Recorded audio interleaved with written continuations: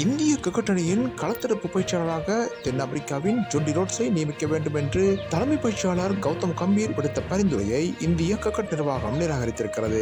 தலைமை பயிற்சியாளராக கௌதம் கம்பீர் நியமிக்கப்பட்டதன் பின்னர் அவரின் பல்வேறு கோரிக்கைகளையும் இந்திய கிரிக்கெட் கட்டுப்பாட்டு சபை ஏற்றுக்கொண்டது. என்றாலும் கூட களத்தடுப்பு பயிற்சியாளராக ஜோடி ரோட்ஸை பரிந்துரை செய்த அவர் அதற்கு இந்திய கிரிக்கெட் கட்டுப்பாட்டு சபையின் பரிந்துரையை பெற தவறியிருக்கிறார். இதற்கு காரணம் ஏற்கனவே இந்திய அணியில் களத்தடுப்பு பயிற்சியாளராக செயற்பட்டு வரும் டி திலீப் சிறப்பாக செயற்பட்டு வருவதே காரணமாகும். அவரின் நுணுக்கங்கள் மற்றும் பயிற்சிகள் இந்திய அணியின் களத்தடுப்பை மேம்படுத்தியிருக்கின்றன.